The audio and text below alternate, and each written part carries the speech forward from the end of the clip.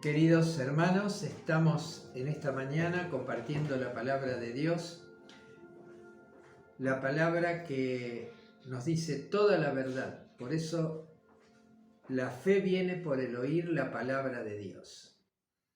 Y en ella encontramos todo lo que necesitamos, todas las respuestas. Y dice Deuteronomio 29:29 que las cosas reveladas que están en la palabra son para nosotros. Y las que no están reveladas son reservadas para el Señor nuestro Dios. Y hoy quiero que veamos varios versículos del capítulo 2 de Filipenses, donde encontramos la médula de toda esta carta que nos muestra el camino a la felicidad, que nos muestra al hombre, que nos relata este camino, pero sobre todas las cosas nos habla de Jesucristo. Y en Cristo tenemos todo, hermanos. Como estamos viendo en las pequeñas meditaciones que les mando diariamente, ustedes vieron que en Génesis estamos descubriendo pasajes que nos hablan implícitamente de Jesús. Cuando yo les digo es tipo de Cristo, el tipo es algo que nos está representando lo que Cristo es en alguna de las facetas de su vida y su obra, y su sacrificio en la cruz y su resurrección. Por eso quiere decir literariamente tipo, es tipo de Cristo. Así que los que todavía no siguen estos pasajes, búsquenlo o me mandan su WhatsApp y yo con todo cariño se los mando. Bueno, hoy vamos a leer Filipenses capítulo 2, lo que les dije el domingo pasado, el versículo 8. ¿Se acuerdan que en el 7 habíamos terminado el domingo pasado que dice que Jesús se despojó a sí mismo y tomó la forma de siervo, hecho semejante a nosotros, tomó la forma humana, la forma de hombre? Y dice el 8, y estando en la condición de hombre, se humilló a sí mismo, haciéndose obediente hasta la muerte y muerte de cruz. Y quiero que en esta mañana pensemos en tres cosas que el ejemplo de Cristo nos enseña a nosotros para caminar en este camino de la felicidad temporal aquí en la tierra y por toda la eternidad.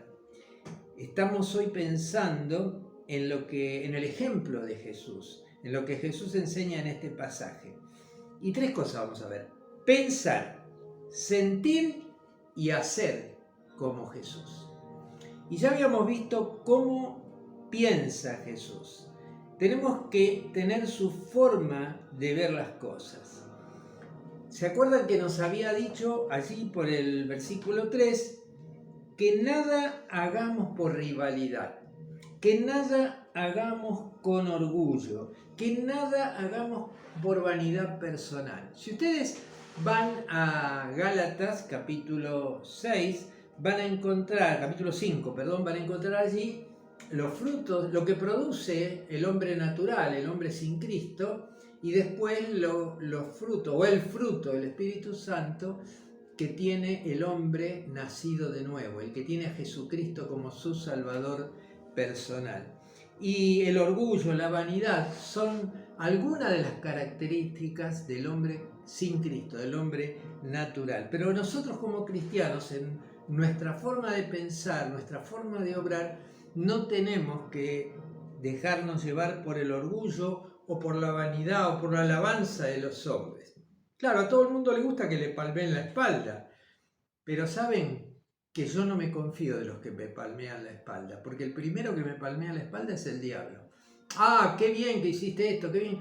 Yo lo que tengo que buscar es la aprobación de Dios, no la aprobación de los hombres. Por eso hacer todo con humildad, cosa que, como decía el domingo pasado, no conocía el mundo de la sociedad romana. Sirviendo al Señor, no al ojo. Como dice Colosenses 3:23, hacerlo todo para Dios y no para los hombres. El otro día estaba hablando con una hermana que tiene grandes luchas en su trabajo y yo le decía, hacelo todo como para el Señor, para que lo vea Dios y no para que lo vean los hombres. ¿Se acuerda de Miguel Ángel cuando trabajaba en la cabellera de la escultura aquella famosa y le dijo un amigo, ¿para qué gastas tanto tiempo si ahí no lo ve nadie? Y Miguel Ángel dijo, acá lo ve Dios. Bueno, ¿sabes una cosa? Dios ve todo lo que hacemos, lo que decimos, lo que pensamos. Por eso hacerlo todo para la gloria de Dios y con humildad. Y dice Colosenses 3:24, sabiendo que de Dios recibiremos la recompensa, porque solo al Señor, a Cristo servimos. Hermanos, esto nos ayuda a hacer realmente lo que Cristo quiere para nosotros. Porque Él no quiere que estemos tristes, quiere que estemos felices. Cristo era alegre, era un hombre que siempre estaba dispuesto a tender la mano. Acuérdense que una de las primeras menciones de su obra, el primer milagro, ¿dónde lo hizo Jesús? En una boda, en Caná de Galilea. Y así, Él siempre estuvo en el lugar donde la gente se sentía bien, también con los necesitados. Y amando a nuestro prójimo. Y dice tres cosas, ¿no?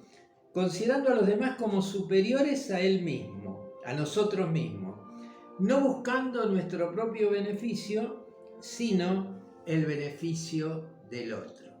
Y yo me acordaba cuando estaba pensando en esto, cuando Silvia se fracturó los dos brazos. ¿Se acuerdan ustedes? Yo me acuerdo que estuvo en la iglesia desde las 5 de la tarde cuando se fracturó hasta las 10 de la noche, dando clases, atendiendo gente. Y cuando llegaron acá a las 10 de la noche, el pastor Ricardo me dice, pastor, por favor, tome los bolsos de Silvia porque ella no los puede sostener. ¿Cómo no puede sostener? Sí, porque se cayó y le duelen mucho los brazos y le dimos calmante. Y cuando yo vi los brazos, estaban así los brazos. Y dije, no, acá está quebrado, los dos. Bueno, cuando Silvia se quebró, hubo una hermana calladita, sin que nadie se lo pida, voluntariamente, vecina nuestra, Clarisa, que la atendió con mucho cariño. Y me acuerdo que venía todos los días. Y ustedes saben que Silvia me hace a mí un jugo de fruta, un licuado de fruta. Bueno, Clarisa todos los días en que Silvia estuvo con este problema, estuvo hasta en ese detalle atenta y prestándose a preferir el bien del otro. Seguramente en su casa tenía muchas cosas que hacer, pero ella priorizó el atender a su hermana en la fe, prefiriendo el bien del otro y no el nuestro. Por eso tenemos que hacer como Jesús hizo. Tenemos que pensar en el otro y no pensar en nosotros mismos. Y la segunda cosa que nos enseña este pasaje es que debemos sentir como Jesús. Decíamos el domingo pasado, hayan ustedes el mismo sentir que hubo en Cristo Jesús. La forma de sentir de Cristo. Fíjense que Él no titubeó en poner su propia vida para salvarnos a nosotros. Él tuvo compasión por el pecador. Y yo me pregunto, ustedes, yo mismo, ¿tengo compasión? ¿Tengo esa inquietud, ese carcomer interior pensando en los que se pierden? Wesley decía, dame Escocia o me muero.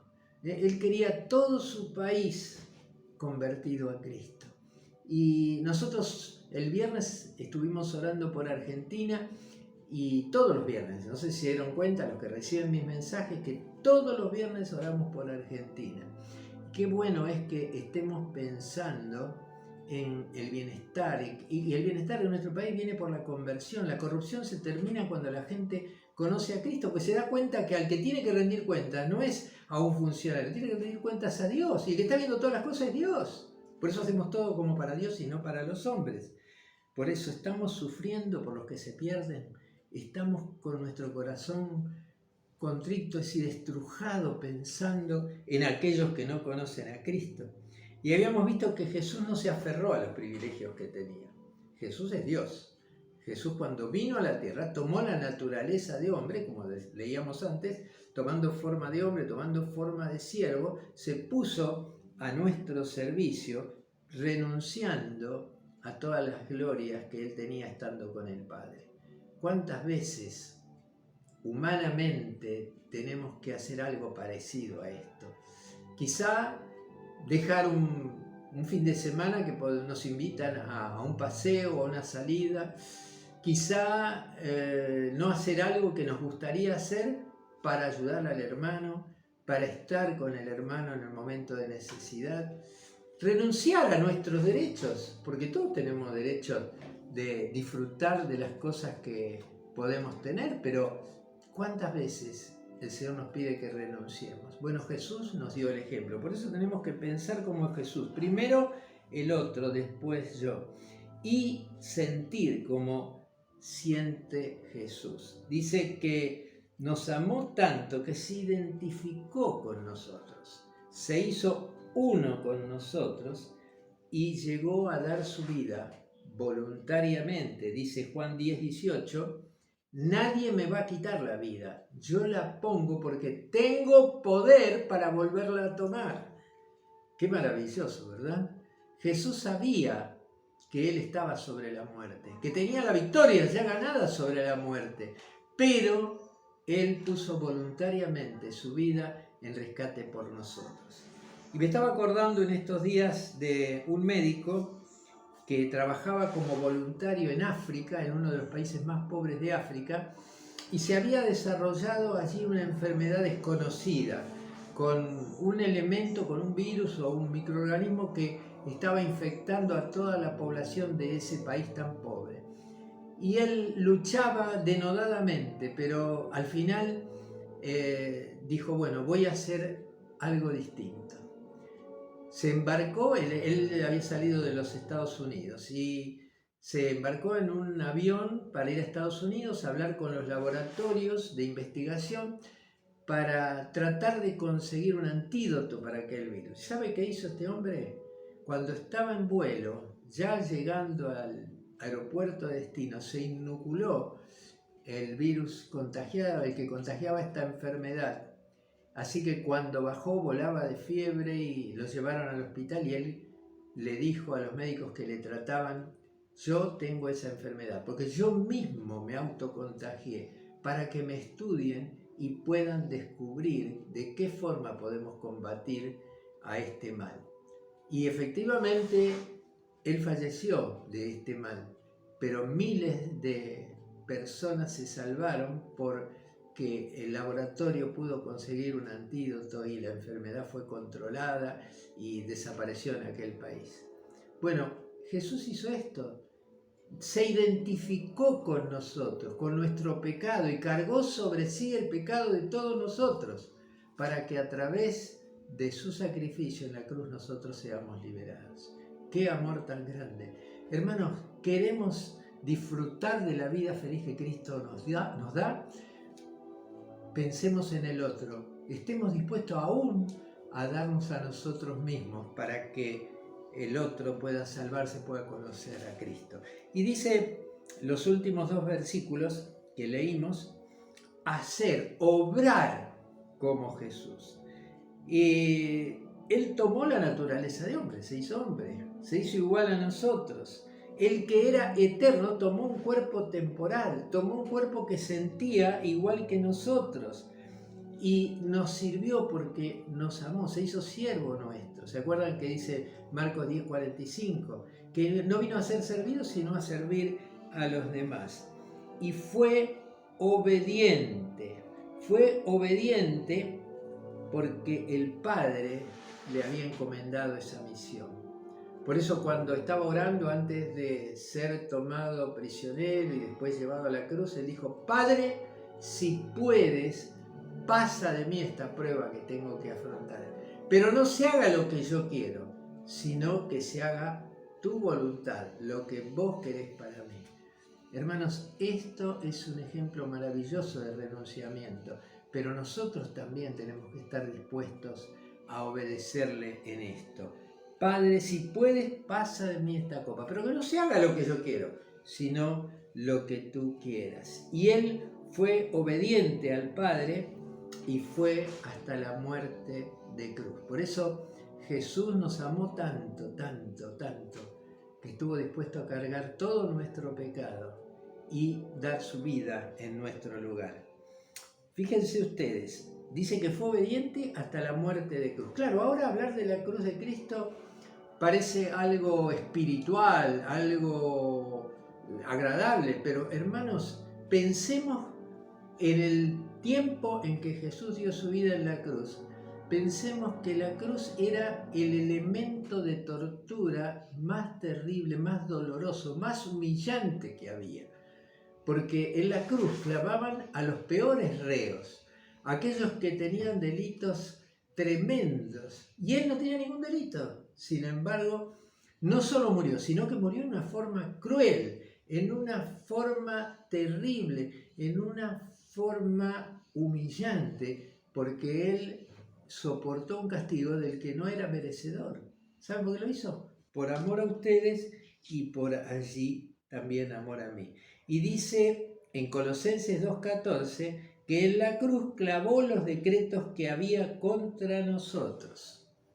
Colosenses 2:14. Después vamos a estudiar Colosenses.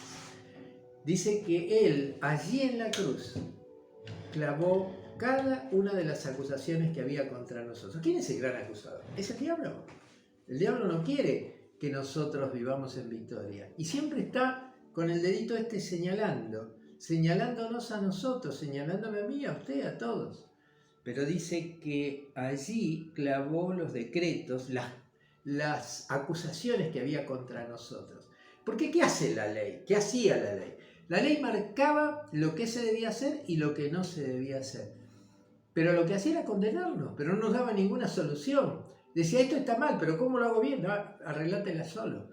Pero Jesucristo vino a anular todas las acusaciones que la ley hacía sobre nosotros. Por eso la ley condena y el Señor Jesucristo perdona. Y hoy vamos a celebrar la Cena del Señor. ¿Qué es la Cena del Señor? Es justamente recordar lo que Él hizo por nosotros. En estos días Silvia estuvo escuchando un canal donde judíos cristianos estaban hablando de Palestina y de toda la obra que se hizo en la cruz por nosotros. Y realmente nos conmocionábamos ver aquellos lugares y ver cómo Cristo hizo todo lo que hizo por amor a nosotros. Por eso, hermanos, cada vez que nos reunimos en torno a la Cena del Señor, estamos recordando dos cosas. Primero, que Jesús dio su vida en la cruz por nosotros y después resucitó y vive ahora intercediendo por nosotros. Y segundo, que Él va a venir a buscar a su iglesia. Qué bueno sería que cuando venga los encuentre celebrando la cena, todos en comunión, todos disfrutando del compañerismo cristiano. Así que preparen ustedes allí el pan que simboliza el cuerpo de Cristo y la copa que simboliza la sangre de Cristo derramada en la cruz. Prepárense, vamos a compartirlo ustedes en su hogar y nosotros aquí en nuestra casa. Como les decía recién, espero que hayan preparado el pan que es símbolo del cuerpo de Cristo que fue crucificado en la cruz por nosotros y la copa que simboliza la sangre de Cristo. Ustedes vieron cuando estábamos estudiando en Génesis que la única forma de cubrir el pecado fue con el sacrificio de alguien perfecto y Jesucristo es el sacrificio perfecto. Por eso en esta mañana vamos a tomar el pan que es símbolo del cuerpo de Cristo. Vamos a partirlo como fue partido el cuerpo de Cristo en la cruz y a darle gracias por este pan, símbolo del sacrificio de Cristo. Paola va a dar gracias por el pan. Señor, te damos gracias por este pan, te damos gracias porque ese cuerpo de Cristo fue entregado voluntariamente, fue partido por nosotros, Señor, para nuestra salvación. En el nombre de Jesús. Amén. Amén. Silvia. Ustedes allí en casa tomen un trozo de pan y vamos a compartirlo todos juntos.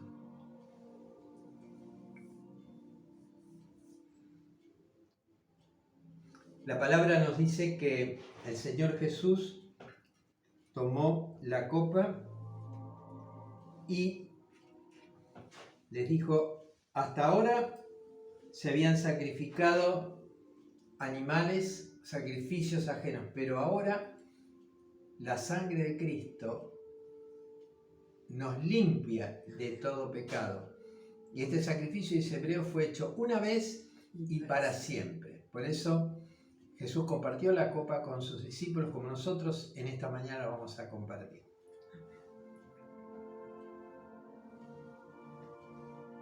Te damos gracias, Señor, por este momento en que recordamos tu sangre derramada en la cruz por cada uno de nosotros. Quedamos en tus manos, queremos que estés, Señor, sobre aquellos que están sufriendo en este momento. Amén. Y también con aquellos que están compartiendo con nosotros este mandato tuyo. En el nombre de Jesús. Amén. Amén, Señor. Amén.